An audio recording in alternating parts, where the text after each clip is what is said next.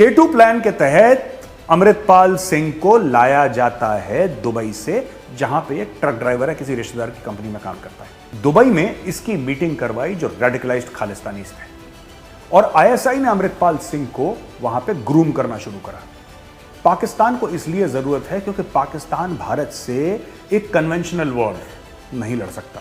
ना पाकिस्तान के पास हिम्मत है, ना पाकिस्तान के पास जज्बा है, ना पाकिस्तान के पास पैसे हैं। ये खुद नहीं लड़ते क्योंकि खुद उनको कौम को लूटना है, तो इनको अमृतपाल सिंह जैसे टट्टू चाहिए जो इनका काम करें गंदा। नार्को टेररिज्म यानी कि ड्रग्स के पैसे से इसकी फंडिंग होती है पूरे खालिस्तान की मूवमेंट की। पाकिस्तान ने कश्मीरियों को और यहां पे पंजाबियों को बर्बाद।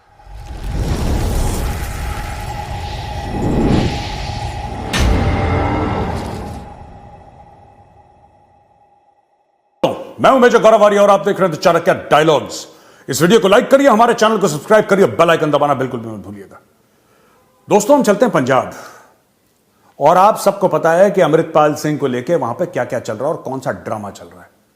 तो कई लोग ये कह रहे हैं यार उसको पकड़ा क्यों नहीं अभी तक, और हो सकता है जब तक ये वीडियो देखें उसको पकड़ लिया जा चुका हो। लेकिन मैं ये बात अभी नहीं कह सकता क्योंकि अब जब मैं रिकॉर्ड कर रहा हूं, स्टिल ऑन द लूज, वो भाग रहा है। पंजाब पुलिस उसको अभी तक नहीं पकड़ पाई।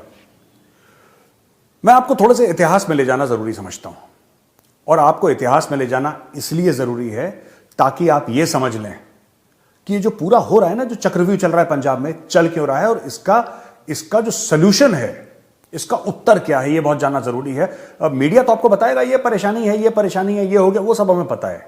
हमें यह पता है कि किस तरीके से इसने गुरु ग्रंथ साहिब को आगे ले जाकर इसने अजनाला के पुलिस स्टेशन पर अटैक करा, और इसके ऊपर किडनैपिंग का केस है, दुनिया भर के इसके ऊपर केसेस हैं, हेट स्पीच के केस हैं, ये सब राइट। लेकिन जो आपको नहीं बता रहा है वो ये नहीं बता रहा है कि इसकी जड़ें कहां तक जाती हैं और इसका समाधान क्या है। तो आज जड़ों के बारे में बात करेंगे और दोस्तों समाधान के बारे में बात करेंगे। अमृतपाल सिंह का यह मामला है, आप सबको पता, दुबई में ट्रक चलाता था। 6 महीने पहले यह बंदा जो क्लीन शेवन सिख था, राइट, ये क्लीन शेवन था, इसके लंबे बाल नहीं थे, इसकी बहुत कम दाढ़ी थी, इसने बाल वाल अपने बिल्कुल हीरो टाइप इसने कटवा रखे थे। यह बंदा जो है ये आता है पंजाब, ठीक है, ये पंजाब आता है, और वारिस पंजाब दे दीप सिद्धू आपको याद होगा, स्मॉल टाइम एक्टर जो एक्सीडेंट में मारा गया था। दीप सिद्धू ने एक सेपरेटिस्ट ऑर्गेनाइजेशन शुरू करी, वारिस पंजाब दे। अच्छा, सबसे बड़ी बात यह है कि उसको चलने क्यों दिया। वारिस पंजाब दे खुले में पैसा इकट्ठा करते थे, खुले में स्पीचेस देते थे, खुले में खालिस्तान प्रोपोगेट करते थे, और यही चीज कई बार इनडायरेक्टली और डायरेक्टली, देखो इनडायरेक्टली भी होता है, राइट, सिद्धू मूसेवाला ने भी करी है। अब कई लोग गुस्सा हो जाएंगे जो फैंस हैं, आप गुस्सा हो ना हो वो आपकी मर्जी है। जो सच है, मेरा काम है सच बोलना, और सच सुनने की आदत डाल लो, क्योंकि यहां पे मेजर सच ही बोलेगा। ये इतने बड़े क्यों बन गए, भिंडरावाला इतना बड़ा क्यों बन गया, क्यों भिंडरावाला इतना बड़ा बन गया? इसलिए बन गया क्योंकि उसको पाला गया। एक जीबीएस सिद्धू साहब हैं, स्पेशल सेक्रेटरी रॉ, जो हमारी एक्सटर्नल इंटेलिजेंस एजेंसी है, उसके स्पेशल सेक्रेटरी हुआ करते थे एक टाइम पे।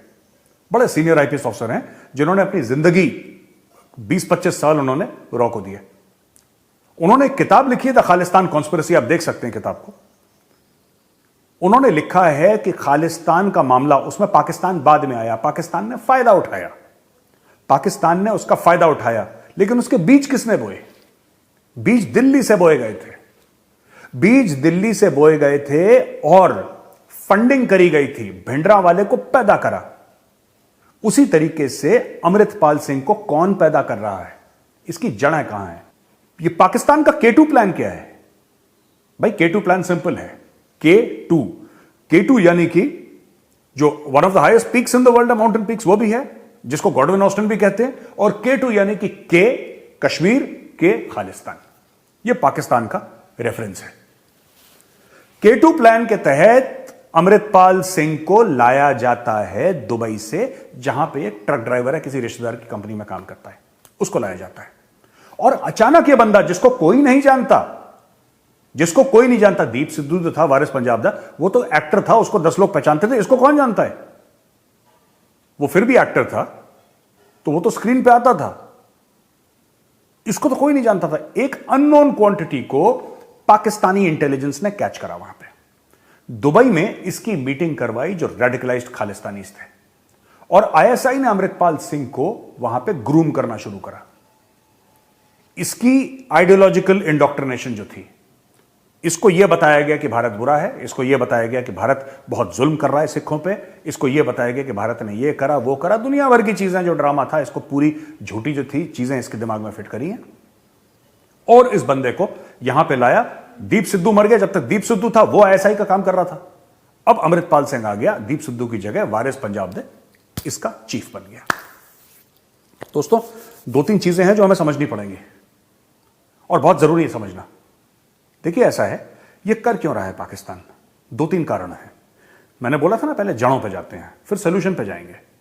पाकिस्तान को इसलिए जरूरत है क्योंकि पाकिस्तान भारत से एक कन्वेंशनल वॉर नहीं लड़ सकता। ना पाकिस्तान के पास हिम्मत है, ना पाकिस्तान के पास जज्बा है, ना पाकिस्तान के पास पैसे हैं। और लड़ाई लड़ने के लिए तीनों चीजें चाहिए। पाकिस्तान नहीं लड़, उसके जर्नैल, अभी मैंने आपको नहीं बताया था 2-3 दिन पहले, वो 40-45 हजार एकड़ जमीन पंजाब में उन्होंने हड़प ली। पाकिस्तानी आर्मी ने बोला कि हम खेतीबाड़ी करेंगे। ये तो उनके फौज के हाल है यार। आपको लगता है फौज लड़ने वाली है? जनरल बाजवा, 1200 करोड़ की संपत्ति, ये फौज लड़ने वाली है?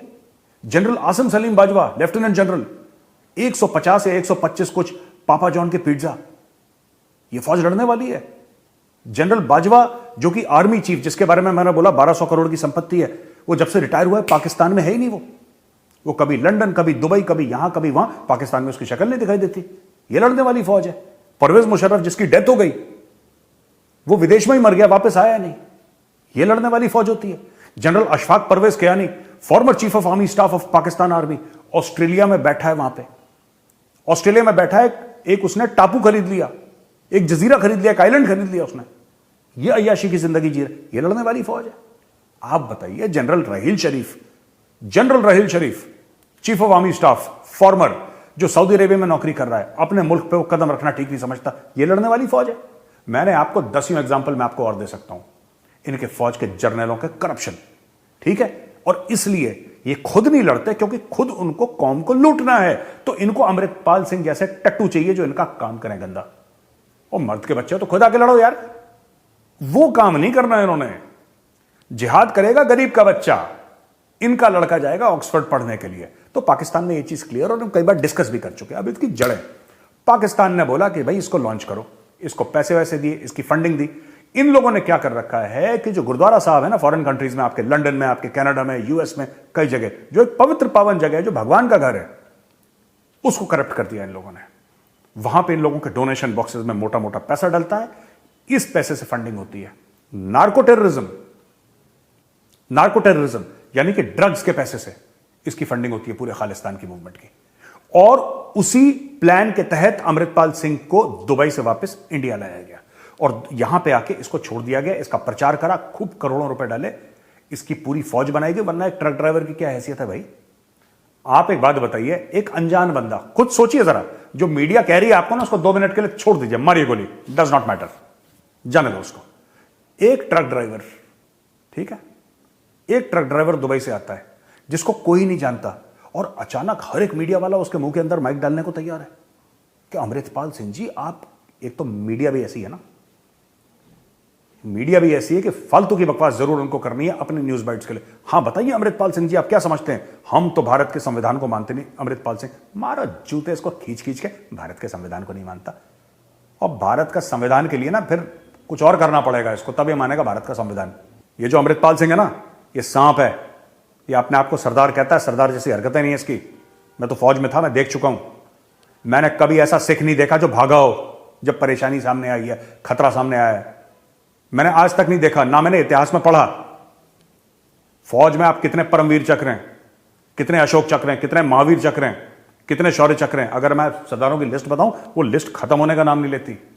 हमने तो नहीं देखा, हमने आज तक नहीं देखा, मैंने आज तक नहीं देखा। मैं आपको ये बोल ही नहीं सकता कि वो सिख है जिसके सामने परेशानी आई वो भाग गया। ये पहला आदमी, ये खोटा सिक्का है, ये सरदार है ही नहीं, एक तो ये खोटा सिक्का है। और आप ऐसा कैसे कह सकते हैं कि सामने से पुलिस है? ठीक है, पहले इसने गुरु ग्रंथ साहिब को सामने ले गया, पुलिस वाले बैक ऑफ कर गए। सही बात है, कोई भी मैं होता मैं बैक ऑफ कर जाता यार, मैं थोड़ा ना फिर इसके ऊपर चढ़ दौड़ता, मैं नहीं करता, क्योंकि सामने गुरु ग्रंथ साहिब है, इसने उसका फायदा उठाया। ठीक है, ये एक आदमी सिर्फ कमजोर नहीं है, ये कपटी भी है। ये चोर उचक्का भी है, राइट? इसके अलावा इसने क्या करा देखो, अब जब पुलिस आई ये भाग गया, ठीक है? तो ये आईएसआई का एक मोहरा है जो पंजाब में दोबारा जहर फैला रहा है। मैं एक और आपको बता देता हूं सिमिलरिटी पंजाब और कश्मीर के बारे में। दोनों जगह में इंडिया की मैक्सिमम ड्रग प्रॉब्लम्स हैं।